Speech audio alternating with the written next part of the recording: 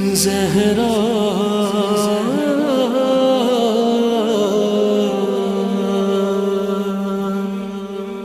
زہرا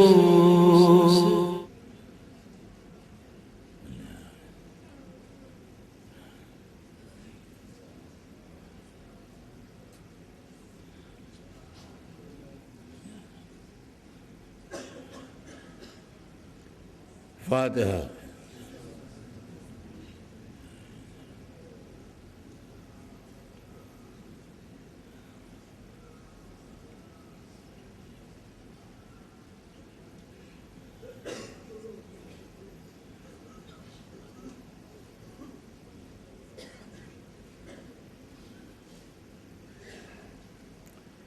اعوذ باللہ السمیع العلیم من الشیطان اللعین الرجیم، بسم اللہ الرحمن الرحیم،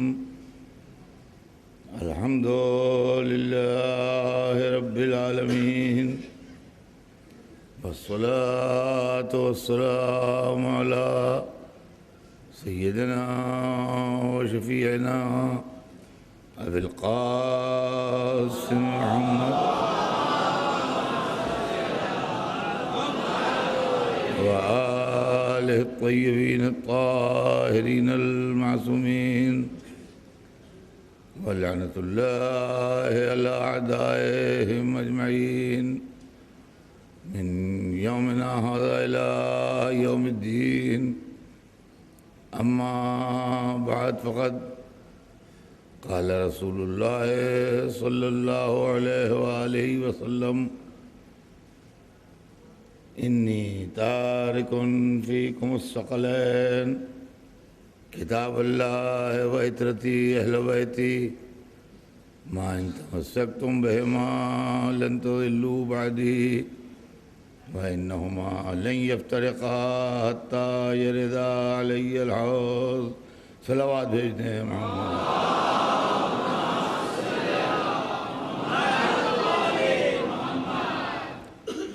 حضور سرور کائنات کا ارشاد اقدس ہے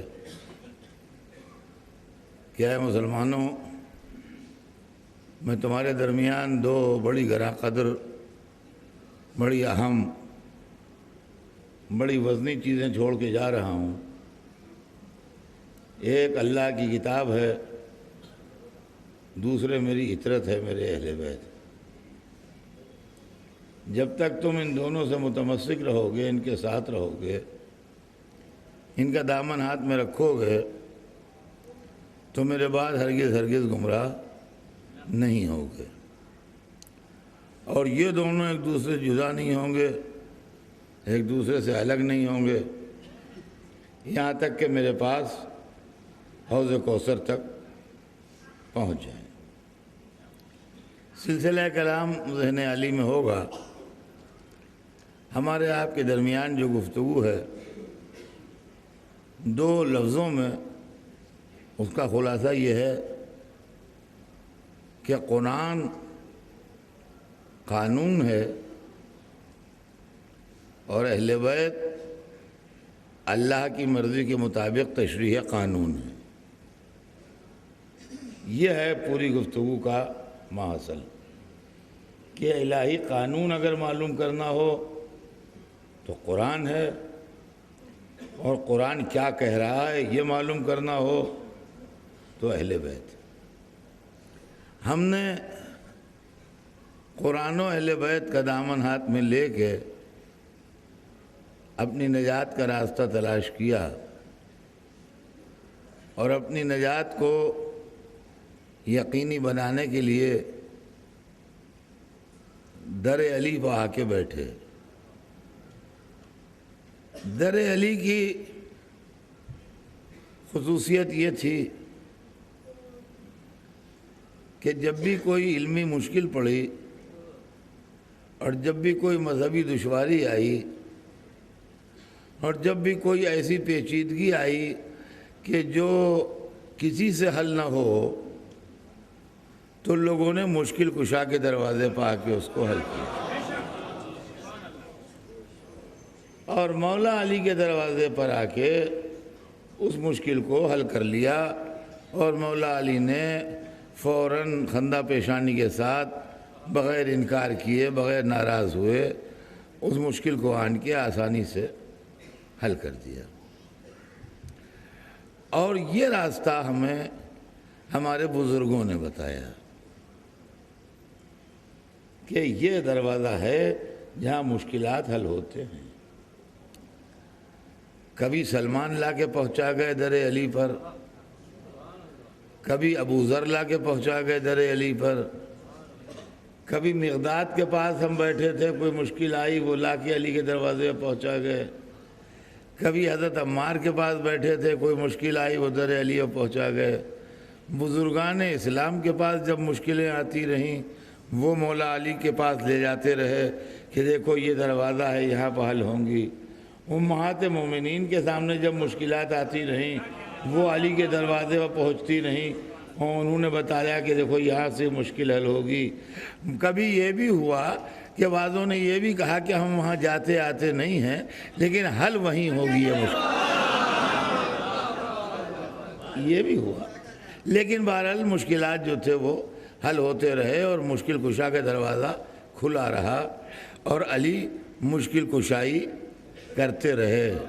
ہاں، علی مشکل کشائی کرتے رہے اور مشکلات جو تھے ہمارے وہ حل ہوتے رہے۔ اور اب جو ہم آج 1400 برس کے بعد علی کو مشکل کشا کہہ رہے ہیں، یہ ہم اپنی طرف سے نہیں کہہ رہے ہیں، یہ بزرگوں کا بتایا ہوا طریقہ ہے۔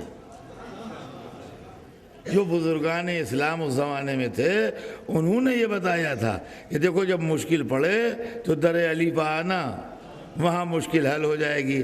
اب اگر ہم ادھر ادھر بھٹکیں تو بزرگان دین ہم سے ناراض ہو جائیں گے۔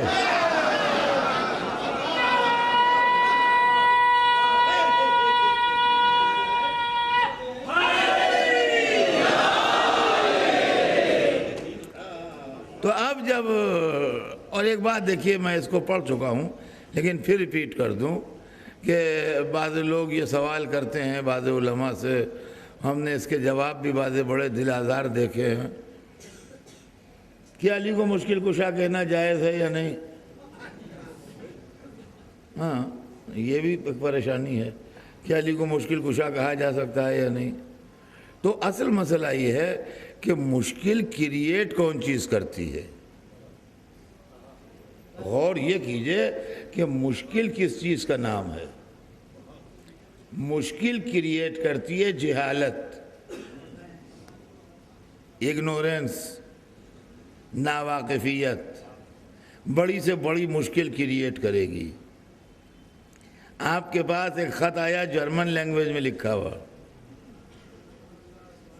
جرمن لینگویج آپ جانتے نہیں تھے، آپ کے پڑوس میں جو لوگ رہتے تھے وہ بھی جرمن لینگویج نہیں جانتے تھے، آپ یونیورسٹی گئے، معلوم ہوا پروفیسر 2 دن کی چھٹی پہ ہے جو جرمن لینگویج جانتے ہیں، جب چھٹی سے آئے تو پھر گئے، معلوم ہوا وہ کلاس لے رہے ہیں، ہم وہاں بیٹھے ہوئے ہیں، 4 لائنوں کا خط تھا، جب وہ کلاس لے کے نکلے ان سے کہا صاحب 3 دن سے پریشان ہیں اور یہ جرمن لینگویج میں خط ہے ہماری سمجھ میں نہیں آ رہا ہے۔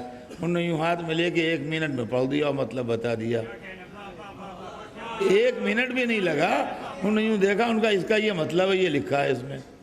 تو مشکل کس چیز نے کریٹ کی؟ ہمارے جرمنی لینگویج نہ جاننے نے۔ مشکل حل کس نے کیا؟ ان کی جرمن لینگویج جاننے نے۔ ہم گاڑی چلانا جانتے ہیں، گاڑی کے میکینک نہیں ہیں، جنگل ہے، بیابان ہے، رات کا وقت ہے، پوری فیملی ساتھ ہے، کار پہ جا رہے ہیں، نئی گاڑی ہے، کوئی خطرہ بھی نہیں ہے، راستے میں رک گئی، بیچ جنگل میں رک گئی، رکھنے کی کوشش کر رہے ہیں، نہیں سٹارٹ ہوتی، ادھر سے دوسرا آدمی گاڑی پہ آ رہا تھا، اس نے گاڑی روکی، اس نے کہا جنگل میں آپ کیا کر رہے ہیں؟ ان کے ساتھ سخت پریشانی کے عالم میں ہے، یہ گاڑی نہیں سٹارٹ ہو رہی ہے۔ وہ میکینک بھی تھا، اس نے بونٹ کھولا، کچھ یوں کیا، کچھ کیا، وہ گاڑی سٹارٹ ہو گئی۔ کہنے لگے آپ جائیے یہاں رکیے نہیں ہے، رکنے کی جگہ نہیں ہے، نکل جائیے گاڑی لے کے۔ ان کے یہ تو بتاتے جائیے آپ نے کیا معجزہ کیا دکھایا یہ سٹارٹ ہو گئی۔ کہنے لگے نہیں وہ ایک پائپ لوز ہو گیا تھا، میں نے اس کو ٹائٹ کر دیا، جائیے باتیں نہ کیجیے جائیے۔ کس چیز نے مشکل کریٹ کی؟ میرے نہ جاننے نے۔ حل کس نے کی؟ جاننے نے. جس کے بعد پوری کتاب کا علم ہو مشکل کشا نہ ہوگا تو کیا ہوگا؟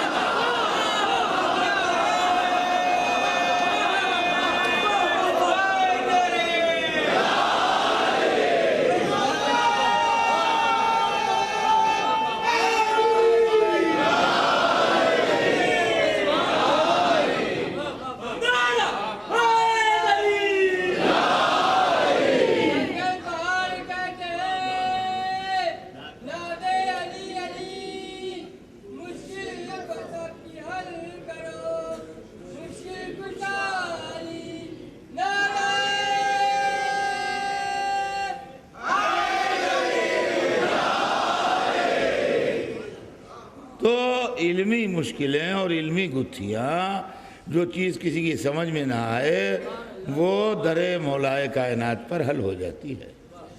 یہ ایک سمپل سا مسئلہ ہے.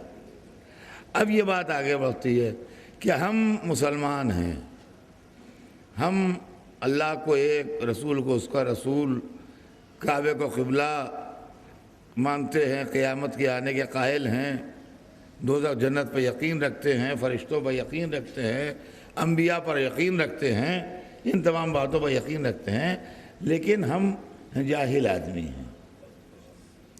یہ سب عقیدے تو ہمارے ٹھیک ہیں مگر ہم جاہل آدمی ہیں. ہم نماز کیسے پڑھیں,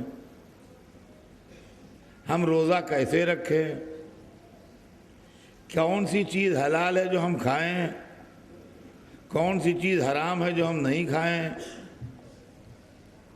نماز میں ہمارا رخ کدھر ہو, روزہ کیسے افطار ہو, روزہ کس وقت سے شروع ہو, کون سی باتیں ایسی ہیں جن سے روزہ ٹوٹ جاتا ہے, کون سی باتیں ایسی ہیں جو روزے میں نہیں ہونا چاہیے ہیں, حج کس زمانے میں ہو, حج کس طرح کیا جائے, احرام کیسے باندھا جائے, احرام باندھنے کے بعد کن کن باتوں سے پرہیز کیا جائے, مشر پہلے جایا جائے کہ منا پہلے جایا جائے, کہ شیطان پہلے مارے جائیں کہ سر پہلے منڈایا جائے,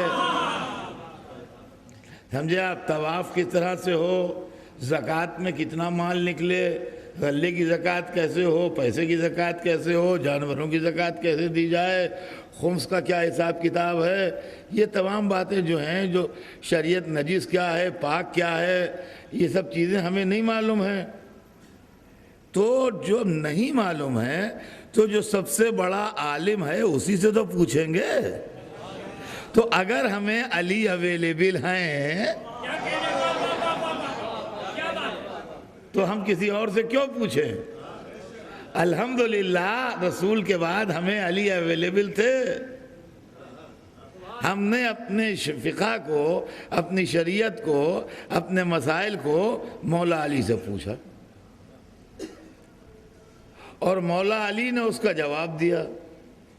کبھی کبھی اگر ہمیں زیادہ تفصیل معلوم کرنا ہوئی تو ہم نے ہمت کر کے پوچھ لیا کہ یا حضرت آپ نے یہ کیسے فرمایا, تو انہوں نے پٹ سے قرآن کی آیت پڑھ دی کہ دیکھو اس آیت کے روح سے میں نے یہ بات کہی ہے.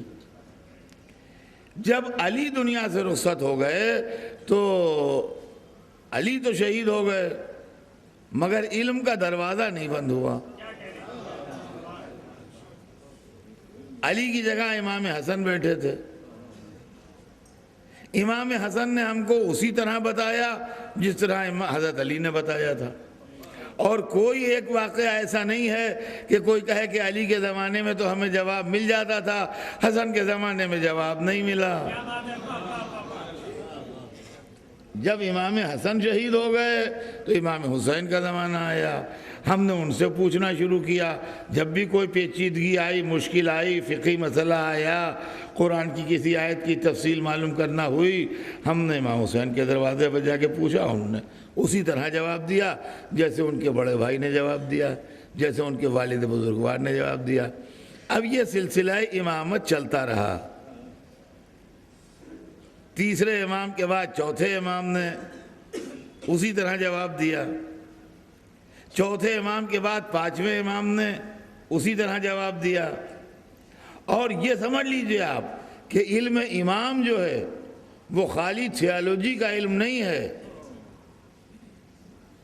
دیکھیے ایک بات میں آپ کی خدمت میں یہ بھی عرض کر دوں کہ امام کا علم جو ہے وہ صرف فقہ کا علم نہیں ہے کہ وہ شریعت کی باتیں تو جانتا ہے، حرام و حلال تو جانتا ہے، مگر ہوائی جہاز اڑانا نہیں جانتا ہے۔ بھائی مولا سے مذہبی مسئلے پوچھو، ہوائی جہاز کی پرابلم وہ کیا بتائیں گے؟ کار میں خرابی آ گئی تو کیا بتائیں گے؟ الیکٹرانک گاڑی ہے، نہیں، بالکل نہیں۔ امام ہر علم کا عالم ہوتا ہے، امام ہر علم کا عالم ہوتا ہے۔ کیوں ہوتا ہے یہ سن لیجئے، یہ دماغ میں یہ نہ آئے کہ اضافے سے کہہ رہے ہیں۔ امام ہر علم کا عالم اس لیے ہوتا ہے کہ اگر ہوائی جہاز کی ٹیکنیک ہم اس سے زیادہ جانیں گے تو اتنے جو اس کے ہم امام ہوں گے وہ معموم ہوگا۔ میڈیکل سائنس اگر ہم اس سے زیادہ جانیں گے تو اس معاملے میں وہ امام ہوگا جو جانتا زیادہ ہے، اور امام معموم ہو جائے گا۔ لہذا امامت مطلقہ وہ ہے کہ جو کائنات کا پورا علم رکھتا ہو۔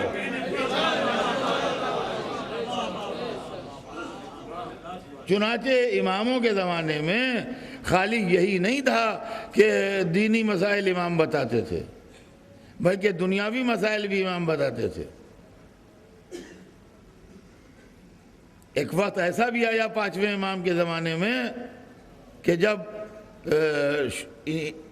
مسلمانوں میں رومی سکہ چلتا تھا، رومی سکہ چلتا تھا مسلمانوں میں، روم کے بادشاہ سے اور مسلمانوں کے بادشاہ سے کھٹک گئی۔ اس نے وہاں سے تھریٹ بھیجی کہ ہماری بات مانو ورنہ ہم اپنے سکے پر تمہارے رسول کو برا لکھیں گے۔ یہاں جب یہ خبر آئی تو ہلچل مچ گئی شام میں، کیا ہو کیا ہو کیا ہو کیا ہو، تو یہ ہوا کہ اس پر حملہ کر دو، اس پر حملہ کر دو۔ فوج کے جو افسران تھے ان کا ہم اس پر حملے کے لیے اتنے بڑے امپائر سے تیار نہیں ہیں،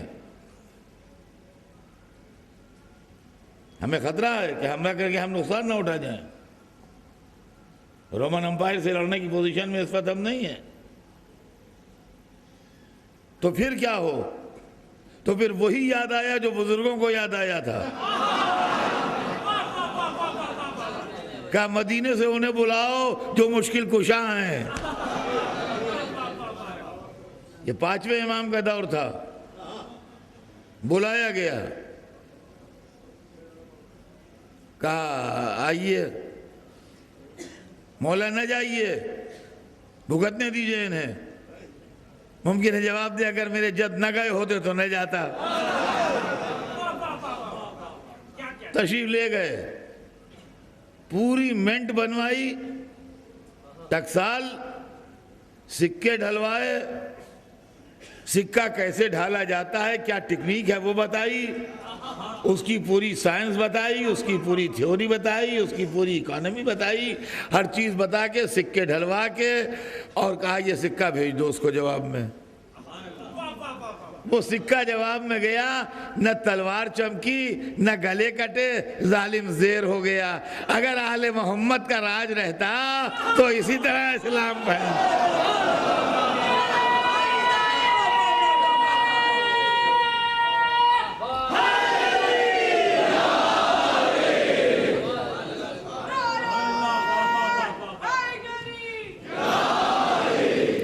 اور عزیزان گرامی،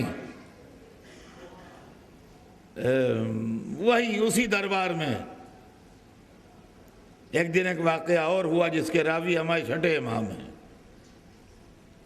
تشریف لے گئے تھے اپنے پدر بزرگوار کے ساتھ۔ پانچویں امام کی ضعیفی تھی اور چھٹے امام کی نوجوانی تھی، اپنے والد بزرگوار کے ساتھ تشریف لے گئے تھے۔ وہاں یہ ہوا کہ ایک دن دربار میں تیر انداز جمع تھے، عرب کے مشہور، اور ٹارگٹ بنا ہوا تھا اور تیر اندازی کا مظاہرہ ہو رہا تھا۔ کسی دشمن اہل بیت نے مسکرا کے کہا کچھ آپ کو بھی شوق ہے؟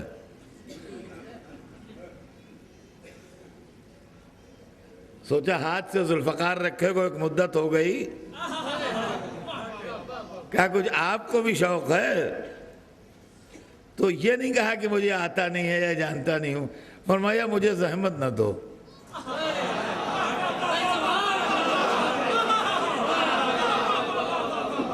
فرمایا مجھے زحمت نہ دو۔ لوگوں نے کہا ارے تجربتاً صحیح ہے، انکار کیا پہلے تو، جب زیادہ اصرار ہوا اور لبوں پر ہلکی ہلکی مسکراہٹیں دوڑنے لگیں اور سرگوشیاں ہونے لگیں، بھائی عابد و زاہد آدمی، ان کو بھلا تیر اندازی سے اس سے کیا مطلب ہے، تو اللہ والے لوگ ہیں۔ ہاں، تو جب یہ کیفیتیں ہونے لگیں تو اٹھے، کمان اٹھائی، تیر اٹھایا، پہلا تیر ٹھیک ٹارگٹ پر لگا، دوسرا تیر مارا، وہ پہلے تیر میں پیوست ہوا، تیسرا تیر مارا، وہ دوسرے تیر میں پیوست ہوا، اسی طریقے سے تابڑ توڑ 7 تیر مارے، تو ایک میں ایک تیر پیوست ہوتا گیا، اور ہاتھ اتنا سبک کہ کوئی اپنی جگہ سے گرا بھی نہیں۔ تو ایسا لگا کہ جیسے ٹارگٹ پر ایک نیزہ لگا ہوا ہے، 7 تیر جو لگے تھے۔ جو عرب کے ماہر تیر انداز تھے، انہوں نے اٹھ کے ہاتھ چوم لیے، کہا کہ یہ انسان کے بس کی بات نہیں ہے، میں کہوں گا آج دربار فرعون کا نقشہ پھر دہرایا گیا۔ صلوات بر محمد۔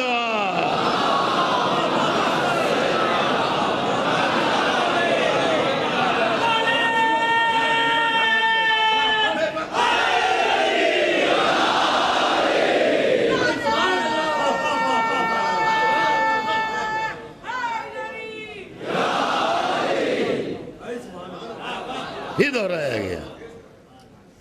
تو یہ بات نہیں ہے کہ امام خالی مذہبی باتیں جانتے تھے کہ بھئی نماز میں کیا ہے اور روزے میں کیا ہے، نہیں، دنیا کی ہر فیلڈ میں۔ چھٹے امام کے 2 درس ہوتے تھے مدینے میں، ایک درس آپ کا ظہر سے قبل ہوتا تھا مسجد النبی میں، اس میں آپ فقہ، اصول، تفسیر، حدیث، مذہبی چیزیں، اسلامیات تعلیم فرماتے تھے، اور ایک درس ایک باغ تھا آپ کا مدینے میں، شام کو عصر کے وقت اس باغ میں درس ہوتا تھا، اور اس درس میں آپ فزکس، کیمسٹری، بیالوجی اور مختلف قسم کے سائنسز جو تھے وہ لوگوں کو بتاتے تھے۔ چنانچہ جابر ابن حیان اس بات کے اعتراف کرنے والوں میں ہے کہ سال بھر تک میں ایک پرابلم سالو کرتا رہا، جب سالو نہیں ہوئی اور امام کی خدمت میں آیا تو امام نے منٹوں میں اس طرح سالو کر دی جیسے کوئی پرابلم ہی نہیں تھی۔ تو اس کا مطلب یہ ہے کہ اماموں کا جو علم ہے وہ صرف دینی علم نہیں ہے، دینی علم کے ساتھ دنیا کے جتنے علوم ہیں ان سب پر ان کو قدرت حاصل ہے۔ تو ہم نے 5ویں امام سے پوچھا، 5ویں کے بعد چھٹے سے پوچھا، چھٹے کے بعد 7ویں سے پوچھا، 7ویں کے بعد 8ویں سے پوچھا، 8ویں کے بعد 9ویں سے پوچھا، 9ویں کے بعد 10ویں سے پوچھا، 10ویں کے بعد جو پرابلم آئے تو 11ویں کے پاس لے گئے۔ یہ سلسلہ ہمارا 250 برس تک چلا، یہ سلسلہ ہمارا 250 برس تک چلا، یعنی رسول دنیا سے اٹھے سن 11 ہجری میں، ہم نے 260 ہجری تک اماموں کے مکتب میں بیٹھ کے تعلیم حاصل کی۔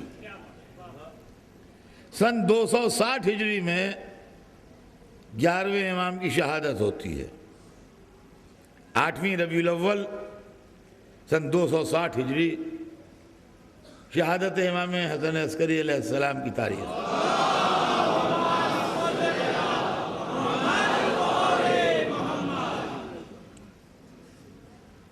اور اب بحکم خدا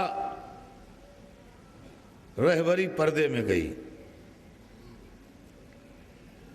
تو جب غیبت شروع ہوئی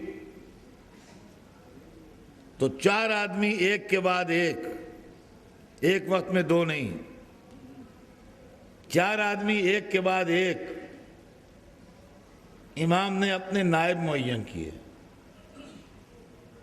جن کے نام سے توقیع مبارک آئی۔ پہلے نائب حضرت عثمان ابن سعید رحمۃ اللہ علیہ تھے۔ جب ان کا انتقال ہوا تو ان کے فرزند محمد ابن عثمان کو یہ عہدہ ملا۔ جب ان کا انتقال ہوا تو حسین ابن روح کو یہ عہدہ ملا، اور جب ان کا انتقال ہوا تو علی ابن محمد سمری کو یہ عہدہ ملا۔ ان 4 بزرگوں کا پیریڈ سن 260 ہجری سے لے کے سن 329 ہجری تک ہے۔ 260 ہجری سے لے کے 329 ہجری تک کا زمانہ جو ہے یہ غیبت صغریٰ کا زمانہ ہے۔ غیبت صغریٰ کیا چیز ہے؟ چھوٹی غیبت۔ غیبت صغریٰ کیا ہے یہ سن لیجئے۔ غیبت صغریٰ یہ ہے کہ یہ 4 نام جو میں نے لیے ان کو امام کی طرف سے اجازت حاصل تھی کہ یہ امام سے جب چاہیں مل لیں۔ چنانچہ لوگوں کے مسائل، لوگوں کے سوالات، لوگوں کے مشکلات، لوگوں کے پرابلمز یہ لے کے جاتے تھے اور وہاں سے حل کروا کے لاتے تھے۔ یہی چیز تھی جس کو میں نے کل پڑھایا کہ ٹریننگ پیریڈ تھا ہمارا۔ آپ کو یاد ہوگی میری کل کی تقریر کہ میں نے کہا تھا کہ وہ 69 ایئرز جو ہیں وہ ٹریننگ پیریڈ کے ہیں۔ تو یہی ٹریننگ پیریڈ تھا جس کو میں نے ٹریننگ پیریڈ کل کہا تھا۔ آج اس کی وضاحت کر رہا ہوں۔ یہ جاتے تھے اور جا کے امام سے جواب لے کے آتے تھے، اور جواب سے شان امامت آشکار تھی۔ دیکھیے میں اپنے جملے کی خود تشریح کروں گا۔ جواب سے شان امامت آشکار تھی۔ اب آپ کہیں گے شان امامت جواب سے کیسے آشکار تھی؟ ایک چیز یہ حلال ہے یا حرام ہے، تو اگر حلال ہے تو امام بھی یہی کہے گا کہ حلال ہے، اور اگر حرام ہے تو امام بھی یہی کہے گا کہ حرام ہے۔ اس میں امام کے اور عالم کے جواب میں فرق کیا ہے؟ میں نے سمجھ بوجھ کے کہا اتنے بڑے مجمع میں کہ جواب سے شان امامت آشکار تھی۔ دیکھیے آدمی پہلے خط لکھتا تھا، اب تو ٹیلی فون کال ہو گئی، یہ خط ختم ہو گئے، مگر بہرحال ہم لوگوں نے خط بھی لکھے۔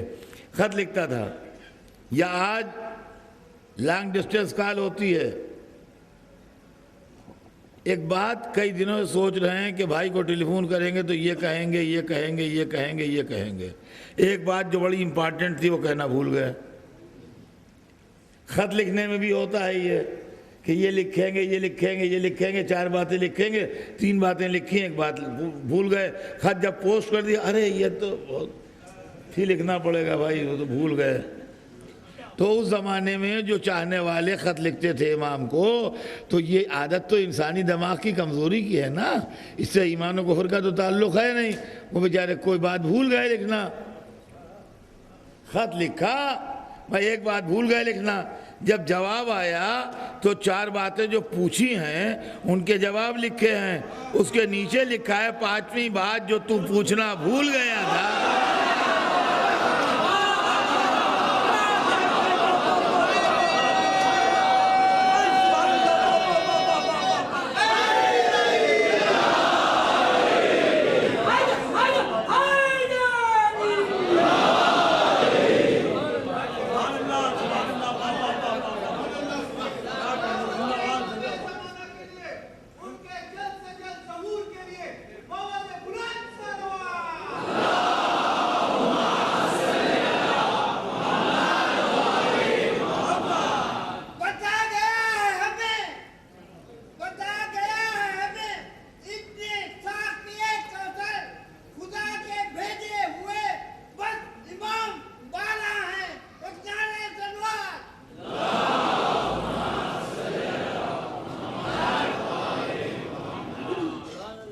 اور یہ ضروری بھی تھا، یہ اس لیے ضروری تھا کہ کسی کے دماغ میں یہ خیال نہ پیدا ہو جائے کہ کوئی سسٹم ہم نے بنا لیا ہوگا گھر کے اندر کہ بھئی خط لے جاؤ، جواب لکھ کے لے جا کے دے دو کہ امام نے جواب دیے۔ اس لیے کہ عالم کتنا ہی بڑا ہو، جو آپ پوچھئے گا وہ بتا دے، مگر جو آپ کے دل میں ہے وہ نہیں بتا پائے گا، جو دل کی بات ہے وہ نہیں بتا پائے گا۔ تو اس طریقے سے یہ سلسلہ جاری رہا حضرت علی ابن محمد سمری تک۔ 329 ہجری میں جناب علی ابن محمد سمری کے انتقال کے چند دن پہلے توقیع مبارک آئی کہ اب تمہاری عمر کا پیمانہ لبریز ہونے والا ہے، اب تم دنیا سے سفر کرنے والے ہو، اور تمہارے بعد اب کوئی نائب خاص نہیں ہوگا، غیبت کبریٰ شروع ہو رہی ہے۔ اب وہاں سے غیبت کبریٰ شروع ہوئی، اور جب غیبت کبریٰ شروع ہوئی تو اس وقت ہمارے ایک بہت بڑے عالم جن کا نام شیخ صدوق رحمۃ اللہ علیہ ہے، انہوں نے قیادت سنبھالی اور دین کی خدمت شروع کی۔ شیخ صدوق کے بعد شیخ مفید کا زمانہ آیا اور شیخ مفید نے دین کی خدمت کی۔ شیخ مفید کے بعد سید مرتضیٰ کا زمانہ آیا۔ سید مرتضیٰ نے دین کی خدمت کی، اور یہ دو بھائی تھے، یہ بڑے بھائی تھے جو سید مرتضیٰ کہلاتے تھے، اور ان کے چھوٹے بھائی تھے جو سید رضی تھے۔ ان کا نام، یہ دو بھائی تھے، ایک کا نام رضی تھا، ایک کا نام مرتضیٰ تھا۔ تو مرتضیٰ صاحب جو تھے وہ بڑے بھائی تھے، اور رضی صاحب جو تھے وہ چھوٹے بھائی تھے۔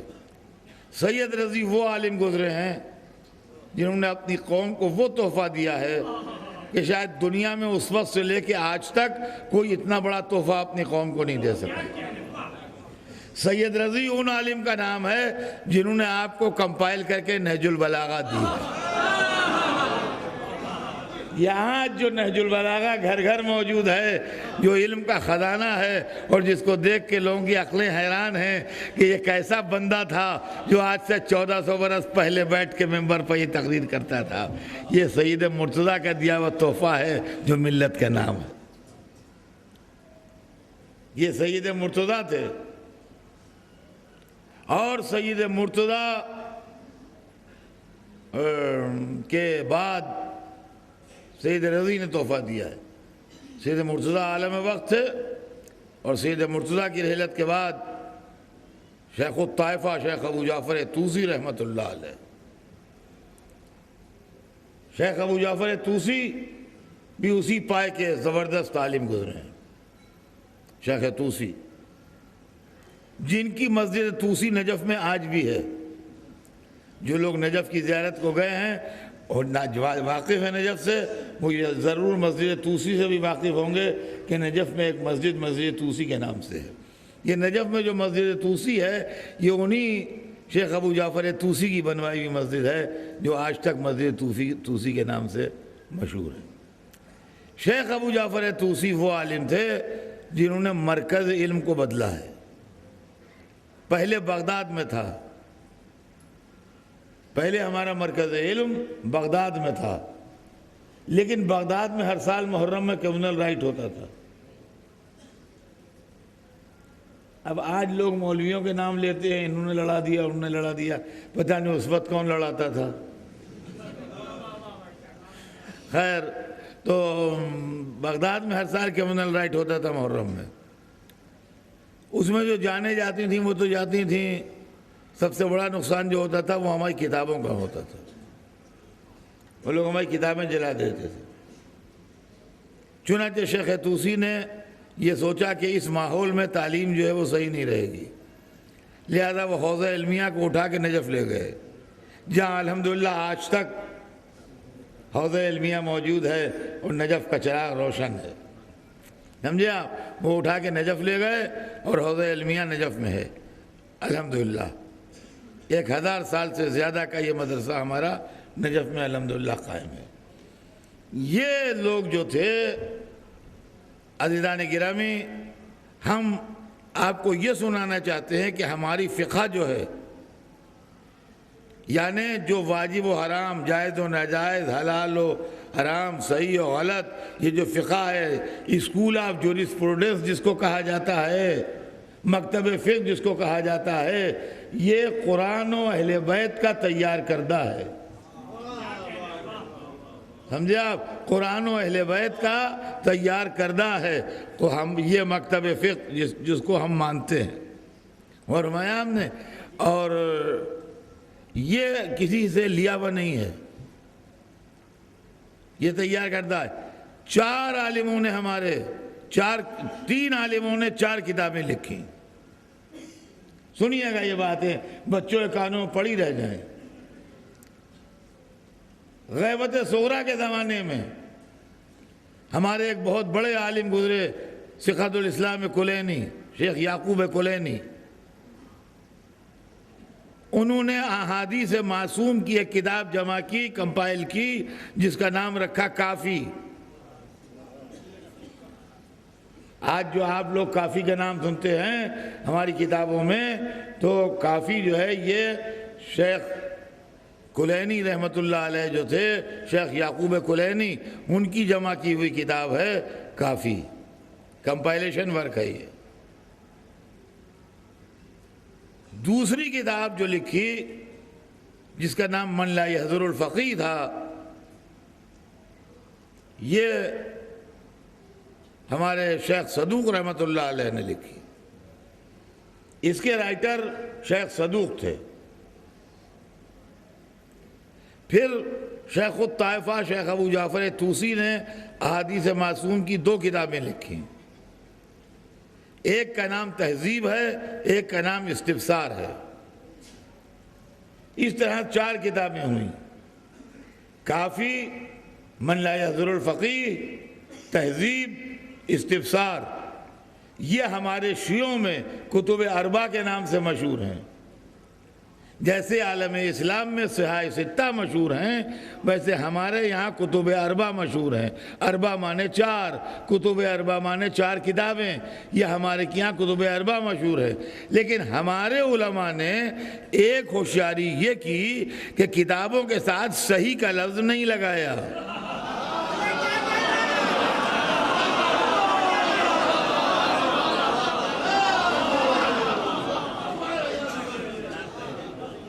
انہوں نے کتابیں لکھی اور کہا تم تحقیق کر لو، جو صحیح ہے وہ لے لو، جو غلط ہے وہ چھوڑ دو۔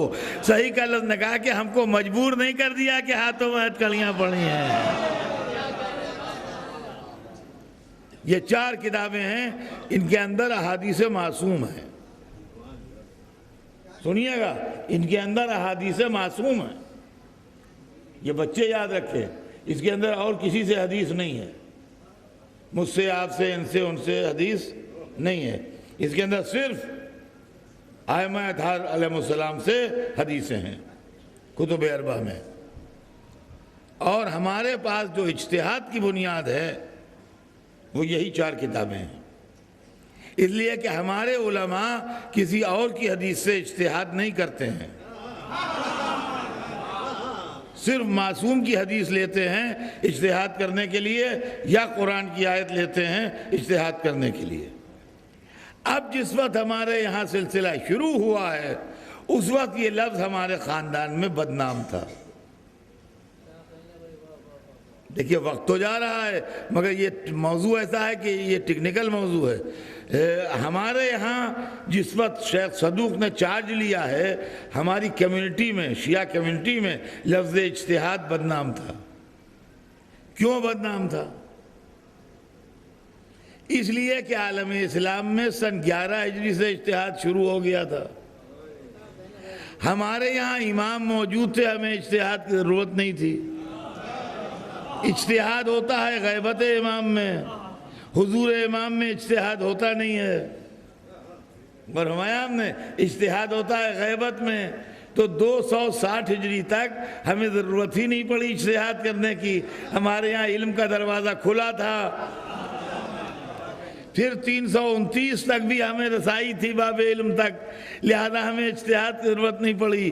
329 کے بعد ہمارا اجتہاد شروع ہوتا ہے، جبکہ 200 کچھ میں عالم اسلام کا اجتہاد کا دروازہ بند ہو چکا تھا۔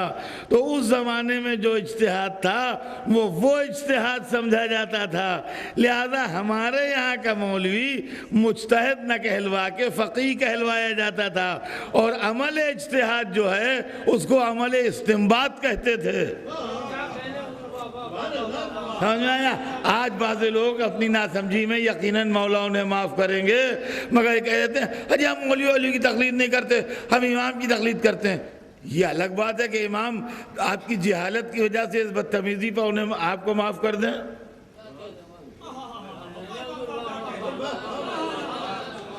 یہ اور بات ہے کہ آپ امام آپ کی جہالت کی وجہ سے اب معاف کر دیں کہ بھئی جاہل ہے بکرا ہے بکنے دو، لیکن یہ ایسا ہی ہے کہ جیسے کوئی جناب پورے ارے ہم امام کی تقلید کرتے ہیں، یہ بدتمیزی ہے امام کی شان میں، یہ شان امام میں بدتمیزی ہے، یہ شان امام میں گستاخی ہے۔ یہ تو بالکل ایسا ہی ہے کہ جیسے آپ کسی پولیس آئی جی کے سامنے کہیے ہم سرکار کو تھانے دار سمجھتے ہیں، تو وہ آئی جی ہے آپ اسے تھانے دار کہہ رہے ہیں، ہم تو آپ کو تھانے دار سمجھتے ہیں، تو ہنس کے ٹال دے، بات الگ ہے کہ جاہل آدمی ہے، وہ جانتے ہی نہیں آئی جی کیا چیز ہوتا ہے، تھانے دار کیا ہوتا ہے۔ لیکن یہی ہے کہ لوگ کہتے ہیں اجی ہم مولوی کی تقلید نہیں کرتے، ہم تو امام کی تقلید کرتے ہیں۔ آپ کو مولوی امام کا فرق معلوم ہے؟ مجتہد فتویٰ دیتا ہے، امام حکم دیتا ہے۔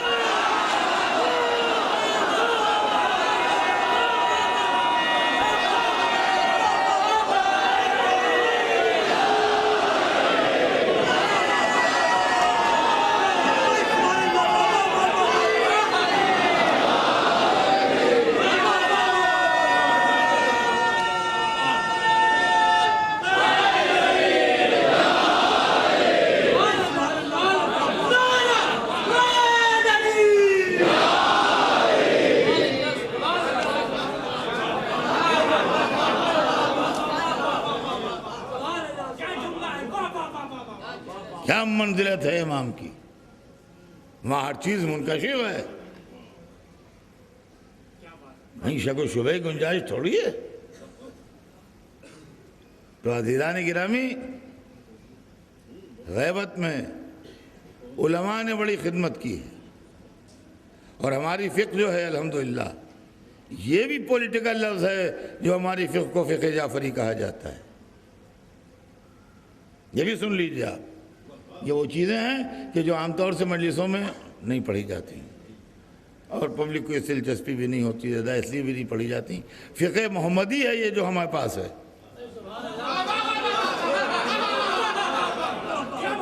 فقہ محمدی ہے جو ہمارے پاس ہے، فقہ جعفری کیسی؟ لیکن چونکہ بعد میں فقہ کمپائل ہوئی ہیں، لہذا بعد والوں کا نام لے کے ہماری فقہ کو بھی نام دیا گیا تاکہ ہم آپ کے برابر آ جائیں۔ آپ سمجھے اس کے اندر چکر کیا ہے؟ اس کے اندر چکر یہ ہے کہ ہم آپ کے برابر آ جائیں کہ 25 برس پہلے آپ نے شروع کیا، ان کے 50 برس پہلے انہوں نے شروع کیا، ان کے 25 برس پہلے آپ نے شروع کیا، وہی زمانہ تھا 100 برس کے اندر میں۔ جی نہیں، یہ فقہ محمدی ہے، جو رسول اللہ نے بتایا وہی علی نے کہا، جو علی نے کہا وہی حسن نے کہا،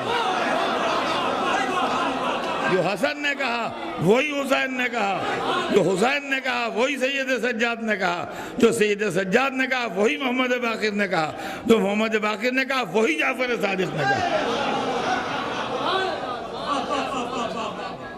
یہ فقہ محمدی ہے۔ ہاں، اور فقہ جو ہے وہ ہیں بعد میں، وہ ہیں بعد میں، ان پر ہمیں نہ کوئی کمنٹ کرنا ہے، نہ کوئی تبصرہ کرنا ہے، نہ کوئی بات کرنا ہے. ہم سے کیا مطلب؟ ہر ایک اپنے اپنے گھر میں خوش رہے بھائی. لکم دینکم ولی دین. تم اپنے دین پر، ہم اپنے دین پر. تو ہمیں کچھ نہیں کہنا ہے.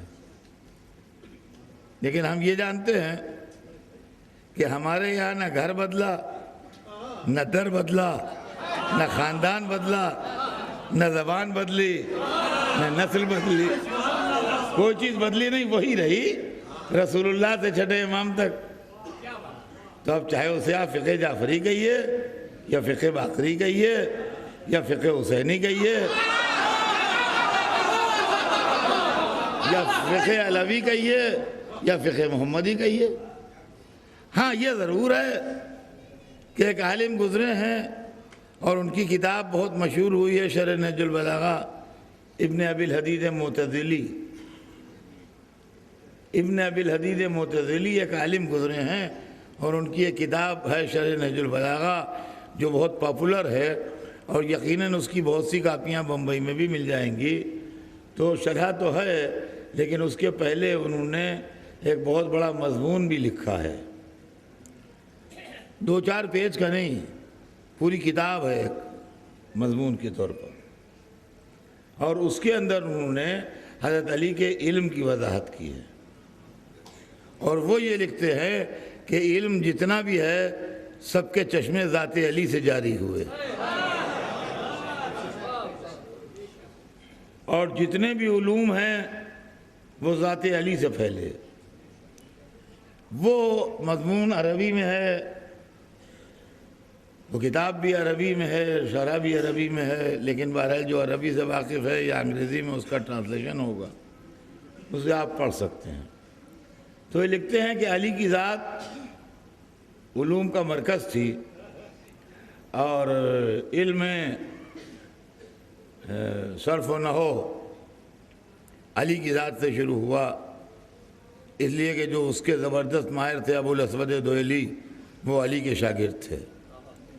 اور علم تفسیر علی کی ذات سے شروع ہوا، اس لیے کہ جو شیخ المفسرین کہلاتے تھے ابن عباس، وہ علی کے شاگرد تھے. اور علم فقہ یعنی یہی تھیالوجی کا علم، اسکول آف جوریسپروڈنس، یہ بھی علی کی ذات پر جا کے ختم ہوتا ہے. اب دیکھیے ہمارے کے یہاں ہم شیعہ لوگ اماموں میں شاگردی کا قائل نہیں ہیں. امام سب اللہ کے شاگرد ہیں، مکتبہ قدس میں پڑھتے ہیں، لیکن وہ معتزلی ہیں، وہ اثناعشری نہیں ہیں، یہ واضح رہے. انہوں نے لکھا کہ امام ابو حنیفہ شاگرد تھے امام جعفر صادق کے، اور امام جعفر صادق شاگرد تھے اپنے باپ محمد باقر کے، اور وہ شاگرد تھے اپنے باپ امام زین العابدین کے، اور وہ شاگرد تھے اپنے باپ امام حسین کے، اور وہ شاگرد تھے اپنے باپ حضرت علی کے. اس طرح علم فقہ علی تک جاتا ہے. اس کے بعد انہوں نے لکھا کہ امام مالک شاگرد تھے امام ابو حنیفہ کے، لہذا مالک کا بھی علم ان تک جاتا ہے. اس کے بعد لکھا ہے کہ امام شافعی شاگرد تھے امام مالک کے، لہذا ان کا علم بھی اسی سلسلے سے حضرت علی تک جاتا ہے.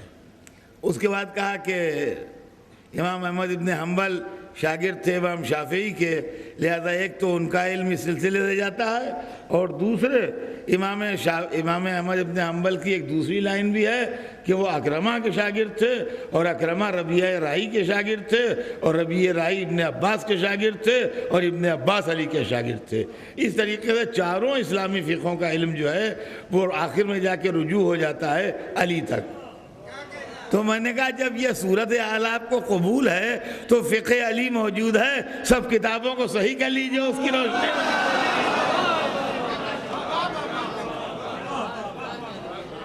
عزیزان گرامی یہ مسئلہ ہے، اور اس سلسلے میں جو علماء ہیں، اور آج تک الحمدللہ ہمارے کیا علم فقہ زندہ ہے. زمانہ بدل رہا ہے، حالات بدلتے جاتے ہیں، نئے نئے مسائل پیدا ہو رہے ہیں، نئی نئی الجھنیں آ رہی ہیں. فقیہ کا کام ہے کہ وہ ان تمام الجھنوں کو تعلیمات معصومین کی روشنی میں دیکھ کے اس کا حل بتائے. تو الحمدللہ ہمارے پاس علم زندہ ہے، ہمارے پاس علم زندہ ہے. ہمارے جعفری فقہ میں اور دوسری فقہوں میں فرق یہ ہے کہ جو مجتہد آج دنیا میں نہیں ہیں ان کی تقلید آپ نہیں کر سکتے، نہیں کر سکتے. یا میں ان کا فتویٰ بیان کروں جو 200 برس پہلے تھے، ان کے نہیں آج جو ہم وہ بتائیے، ہے نا. تو وہاں یہ نہیں ہے. وہاں جو 4 علماء گزرے ہیں، امام ابو حنیفہ، امام مالک، امام شافعی اور امام احمد بن حنبل، یہ 4 بزرگ جو ہیں انہی کی بتائی ہوئی فقہ پر عمل آج تک ہوتا ہے. اب ایک بات کا ہمیں شکوہ ہے، ایک بات کا شکوہ یہ ہے کہ رائفل ضرور رکھیے مگر لائسنس لے کے رکھیے.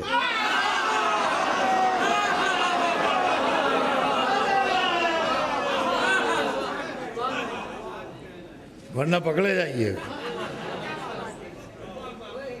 سمجھا؟ لائسنس ہونا چاہیے آپ پاس.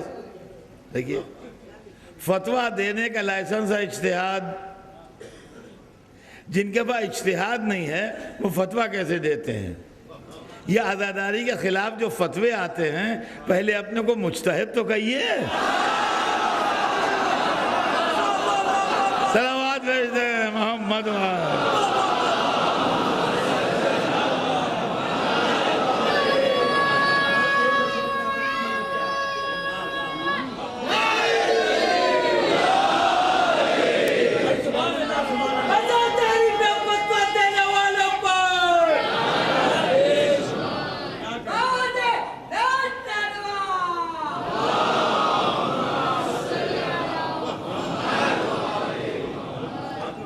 اب انشاءاللہ زندگی رہی تو کل عرض کروں گا کہ ہم نے اماموں ہی کو کیوں منتخب کیا اپنی ہر چیز معلوم کرنے کے لیے، اور دوسرے ذرائع سے ہم کیوں الگ ہٹ گئے.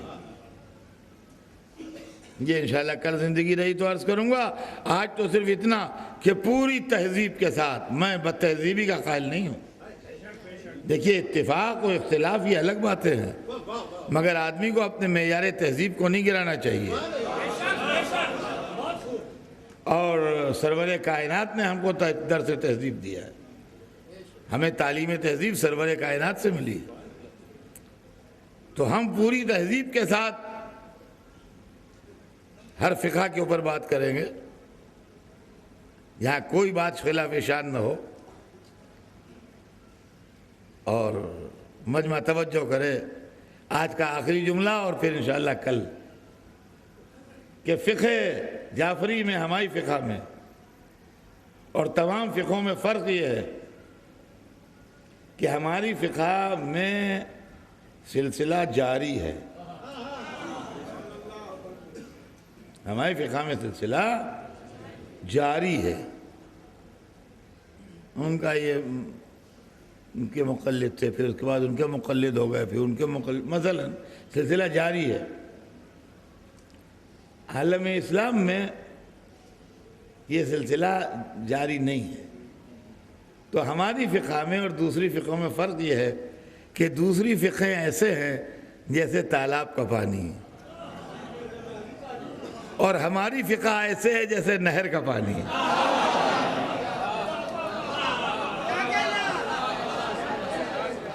تالاب کا پانی آپ آج رات کو ایک لوٹا نکالیے، کل سویرے جائیے تو وہی پانی تالاب میں ملے گا.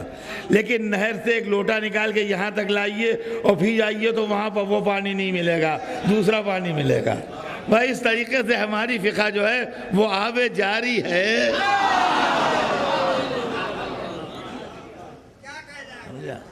اور یہ فقہ جو ہے یہ سائے میں چلتی ہے معصومین علیہم السلام، ائمہ اطہار علیہم السلام کے سائے میں چلتی ہے، اور ان کے سائے میں چلتی ہے جنہوں نے دین کو بچایا ہے، جنہوں نے مذہب کو زندہ رکھا ہے. عزیزان گرامی، دن گزرتے جا رہے ہیں، آدھے سے زیادہ عشرہ محرم تمام ہو گیا، اور کل 5ویں مجلس ہو گئی، آج 6ٹھی مجلس تمام ہو رہی ہے. اب 4 دن یہ رونق اور باقی ہے. اور 4 دن کے بعد یہ رونق ختم ہو جائے گی۔ سیدہ کے لال، آپ مہمان آتے ہیں تو ہمارے گھروں میں رونق ہو جاتی ہے۔ لاکھوں درود و سلام ہوں ان پر جنہوں نے اپنے گھر کی رونقیں اسلام کی رونق پر قربان کر دیں۔ جوش محی آبادی نے کیا خوب کہا ہے کہ جو کم ہونے لگیں آبادیاں شہر محبت کی، جو کم ہونے لگیں آبادیاں شہر محبت کی، تو گھر ہی کو نہیں دل کو بھی ویراں کر دیا تو۔ علی اکبر بھی چلے گئے، عباس بھی چلے گئے، قاسم بھی چلے گئے، اور محمد بھی چلے گئے۔ آج اکثر و بیشتر جگہوں پر جناب اون محمد کا حال بیان کیا جاتا ہے۔ عزیزان گرامی، 2 بھائی کربلا میں شہید ہوئے، 2 بھائی کوفے میں شہید ہوئے۔ جناب مسلم کے دونوں بچے جو جناب مسلم کے ساتھ تھے، یہ بڑی بے دردی کے ساتھ کوفے میں شہید کر دیے گئے۔ یہ باغ محمد کی کلیاں تھیں جو قربان ہو گئیں، اور اون محمد کربلا کے میدان میں موجود تھے۔ ماموں سے کیسے اجازت ملی مجھے نہیں معلوم، کس طرح ماں سے اجازت ملی مجھے نہیں معلوم، مگر باپ نے یہی کہہ کے بھیجا تھا کہ تم میری نیابت میں جاؤ، تو دونوں شہزادے آئے تھے باپ کی نیابت میں اپنی جان دینے کے لیے۔ میر انیس نے کیا خوب کہا ہے، ہمیشہ پڑھتا ہوں میں یہ بیت، کہ جب بچے جا رہے ہیں تو ماں کہہ رہی ہیں کہ تم کیوں کہو کہ لال خدا کے ولی کے ہو، تم کیوں کہو کہ لال خدا کے ولی کے ہو، فوجیں پکاریں خود کے نواسے علی کے ہو۔